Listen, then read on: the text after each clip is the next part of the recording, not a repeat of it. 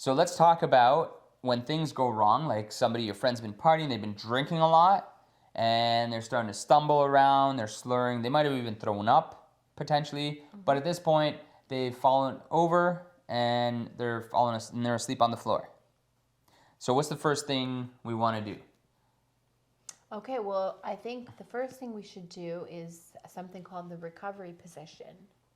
And we'll cover exactly how to do that in a separate video. But yes, put them in the recovery position. First, check, make sure they're breathing, make sure they're okay.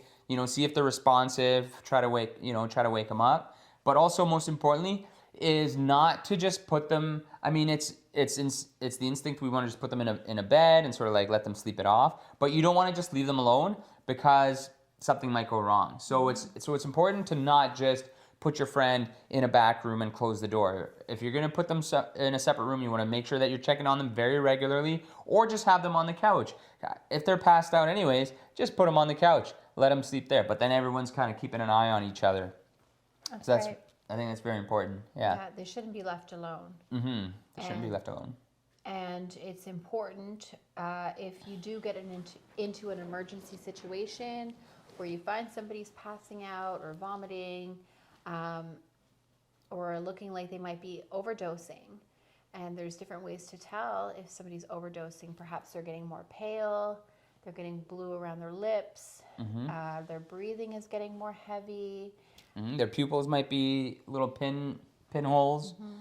So in that case, in any of those cases, you should be calling for help. Don't wait. Call an adult for help. And don't worry about getting into trouble, because it's better to get into trouble than for something bad to happen to a friend. Absolutely.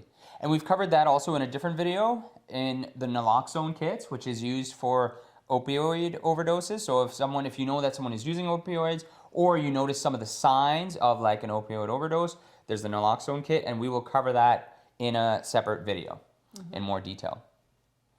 Yeah. Yeah.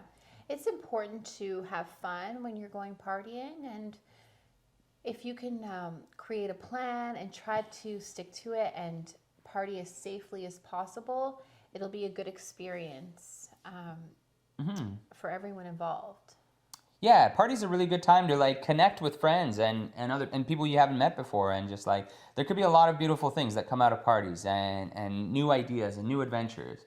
But we don't want it. We want to avoid injury or like emotional pain or physical pain or any of those, or getting into trouble with the law, all those sort of things.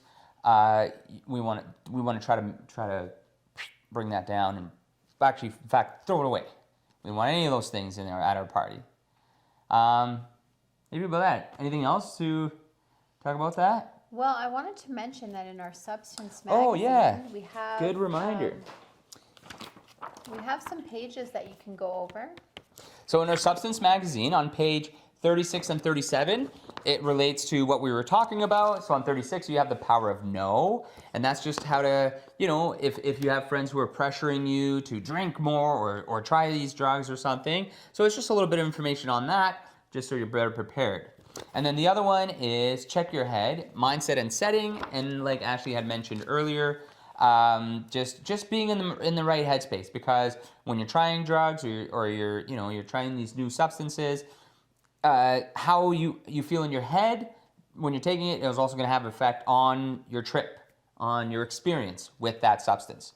So in our Substance magazine, go to page 36, 37, and you'll find some additional information on that.